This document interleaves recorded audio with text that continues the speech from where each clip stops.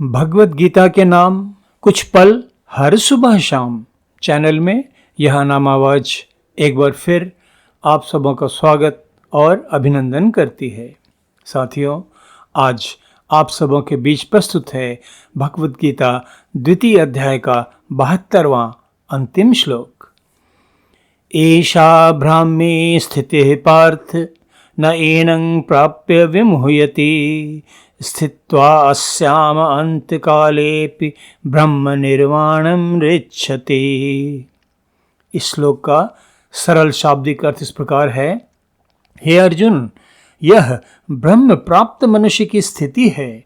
इस स्थिति को प्राप्त कर योगी कभी मोहित नहीं होता और अंतकाल में भी इसी ब्राह्मी स्थिति में स्थित होकर ब्रह्मानंद को प्राप्त हो जाता है।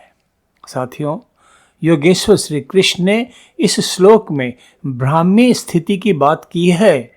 तो आइए सबसे पहले ब्राह्मी स्थिति किसे कहते हैं, यह क्या होती है, इसे समझने का प्रयास करते हैं।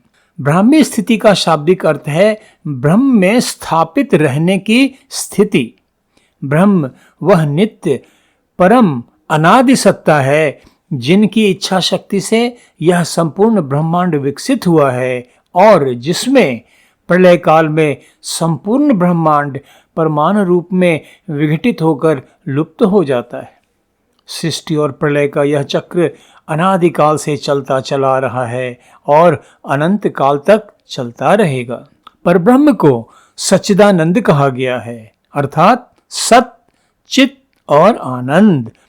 सत यानी अस्तित्व, एग्जिस्टेंस, चित यानी चेतना, कॉन्शसनेस, और आनंद यानी पारलौकिक परमानंद, ब्लिस। योग साधना द्वारा समाधि की स्थिति प्राप्त कर लेने पर योगी साधक को यह बोध, यह अनुभूति प्राप्त हो जाती है कि यह संपूर्ण व्यक्त संसार और कुछ नहीं, केवल उस अव्यक्त परम सत्ता की ही दृश्यमान अभिव्यक्ति है। तो मैं और मेरा का भ्रामक द्वंद, जिसे इल्यूसिव डाइकोटोमी भी हम कह सकते हैं, यह पर्दा लुप्त हो जाता है और साधक सदा एक दिव्य परमानंद अनुभूति की स्थिति में निमग्न रहने लगता है। संसार में रहते हुए भी संसार से परे, संसार के द्वंद्वों से, संसार के बंधनों से पूरी तरह मुक्त। सच्चिदानंद परमात्मा तो सर्वज्ञ है। उस परम सत्ता से सतत योग की स्थिति प्राप्त हो जाने पर मनुष्य जीवन मुक्त की स्थिति प्राप्त कर लेता है। उसे कोई भ्रम, कोई संशय कभी नहीं सताता और न ही वह परमानंद की इस दिव्य आनंदमय स्थिति से संसार की क्षणभंगुर मायावी आनंद की स्थिति में नीचे उतरता है। साथियों, इस श्लोक में श्री कृष्ण अपने शिष्य अर्जुन से कह रहे हैं कि जो मनुष्य सांसारिक भोग की इच्छाओं का पूरी तरह त्याग कर देता है, इंद्रिय सुख देने वाले पदार्थों से पूरी तरह असंग हो जाता है, मैं और मेरा रूपी क्षुद्र अहंकार से भी पूरी तरह मुक्त हो जाता है और योग साधना के द्वारा अपनी लघु चेतना को सदा परमात्मा की विराट चेतना से योग की स्थिति में लगाए रखता है, उसे परम शांति की दिव्य अनुभूति प्राप्त होती है। परमानंद की इस स्थिति को ब्राह्मी स्थिति कहा जाता है। इस अति दुर्लभ स्थिति को प्राप्त मनुष्य संसार में रहते हुए भी संसार से परे हो जाता है। सारे कर्तव्य कर्म करते हुए भी कर्म बंधन से मुक्त हो जाता है और सदा एक दिव्य परमानंद की अनुभूति में निमग्न रहता है। किंतु साथियों, सचेत रहें, यह स्थिति अति दुर्लभ होती है, क्योंकि बिरले मनुष्य ही योग साधना की उस उच्च स्थिति को प्राप्त कर पाते हैं जिसे ब्राह्मी स्थिति कहा जाता है। साथियों, भगवत गीता में आगे चलकर 7वें अध्याय में योगी श्री कृष्ण ने कहा, मनुष्याणां सहस्रेषु कश्चित् यतति सिद्धये यतताम अपि सिद्धानां कश्चित् माम वेत्ति तत्वतः। अर्थात हजारों मनुष्यों में कोई एक मेरी प्राप्ति के लिए यत्न करता है और उन हजारों यत्न करने वाले योगियों में भी कोई एक मेरे परायण होकर मुझको तत्व से अर्थात यथार्थ रूप से जानता है। साथियों, और आगे चलकर 8वें अध्याय में योगेश्वर श्री कृष्ण ने अर्जुन से कहा, अंत काले च मामेव स्मरण मुक्त्वा कलेवरम यह प्रयाति स मद्भावम याति नास्ति अत्र संशयः। और उन्होंने यह भी कहा, यं यं वापि स्मरण भावम त्यजति अन्ते कलेवरम तम तमेवेति कौन्तेय सदा तद्भाव भावितः। अर्थात जो पुरुष अंतकाल में भी मुझको ही स्मरण करता हुआ शरीर को त्याग कर इस संसार से जाता है, वह मेरे साक्षात स्वरूप को प्राप्त होता है, इसमें कुछ भी संशय नहीं है। और उन्होंने यह भी कहा कि हे कुंती पुत्र अर्जुन, यह मनुष्य अंतकाल में जिस जिस भाव को स्मरण करता हुआ शरीर का त्याग करता है उसको ही प्राप्त होता है। क्यों? क्योंकि वह सदा उसी भाव से भावित रहा है।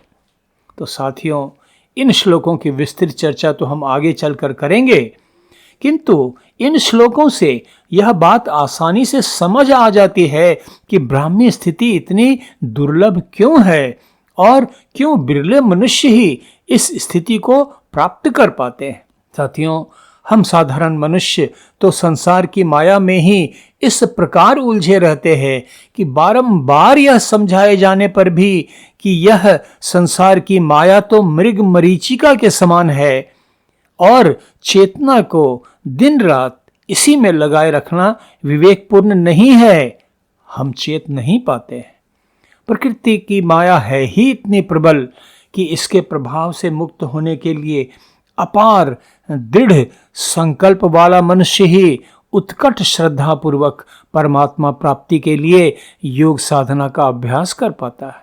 तो इस प्रकार हम देखते हैं कि संपूर्ण कामनाओं को त्याग कर सांसारिक पदार्थों में ममत्व भाव से रहित होकर तथा अहंकार से भी मुक्त होकर जो असाधारण मनुष्य अपनी चेतना को सदा परमात्मा में लगाए रखकर जीवन जीना सीख लेता है, उसे ही वह दिव्य शांति की स्थिति प्राप्त होती है, जिसे ब्राह्मी स्थिति कहा जाता है। साथियों, एक बार इस उच्चतम स्थिति को प्राप्त कर लेने वाला मनुष्य फिर कभी संसार के प्रति मोहित नहीं होता और अंतकाल में भी परमात्मा का ही स्मरण करते हुए शरीर त्याग करने वाला मनुष्य ब्राह्मी स्थिति को प्राप्त कर लेता है। साथियों, इस श्लोक के माध्यम से योगेश्वर श्री कृष्ण अपने शिष्य अर्जुन को ही नहीं बल्कि हम साधारण जगजीवों को भी यह उपदेश कर रहे हैं कि परमात्मा प्राप्ति का यह चरम लक्ष्य ही पुरुषार्थ करने योग्य है। इसी के लिए संघर्ष करना विवेकपूर्ण है, मानव जीवन की सार्थकता है। साथियों, जिन 2 श्लोकों की संक्षिप्त चर्चा मैंने ऊपर की, उसे ध्यान में रखते हुए यह बात अपने मन में दृढ़ता पूर्वक बैठाने का प्रयास करें कि यदि हमारी चेतना संसार के क्षण भंगुर प्रपंचों माया जाल में ही सदा उलझी रहेगी तो अंतकाल में भी यही भाव, यही विचार मन में उठते रहेंगे और उन्हीं के अनुरूप हमें अगला जन्म प्राप्त होगा। इसलिए मार्ग तो श्री कृष्ण ने बता ही दिया है।